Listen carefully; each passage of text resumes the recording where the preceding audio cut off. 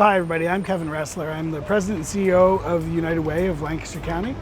But more than that, I am a Lancaster County resident, a Lancaster City resident. I grew up here, I graduated from Conestoga Valley High School. My children go to the school district of Lancaster.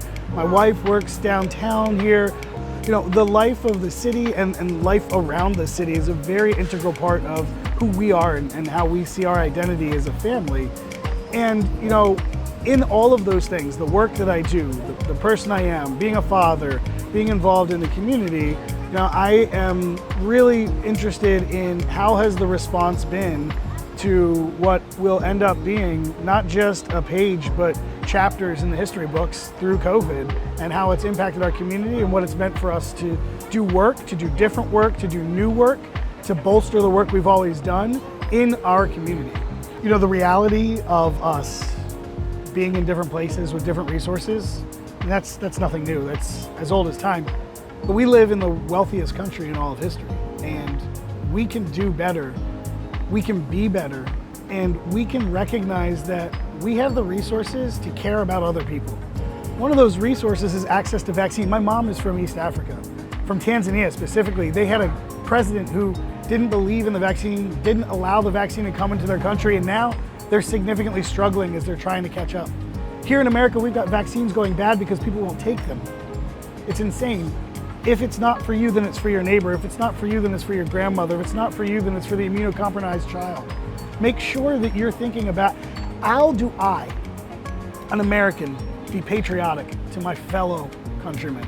And that is to be able to participate in good public health. We at the United Way launched a program that we call Project SOS, and that stood for Share Our Stimulus. You know, I had a childhood friend, Kelly, reached out to me and she said, hey, my family got these stimulus checks and we don't need them. We didn't lose a day of work and we want to help. Where can we help? And I said, well, you know, these are the different organizations she worked with. She said, no, you don't understand. For us, this money came to us because we were supposed to need it. We want this money to go directly to people who need it. I thought, well, that's interesting. And there weren't any organizations doing that. And then a couple of days later, I get a message from an old seminary colleague and pastoral colleague in the community who said, hey, we've got these members of our church who are getting these stimulus checks and they don't need it. They're wondering where they can give it to help people. And we found this group out in the Midwest that they're calling Share the Stimulus. And could you do something similar? And so, you know, we looked and we said, if no one else is doing this and it's necessary and it's equity, right? The government distributed the dollars equally.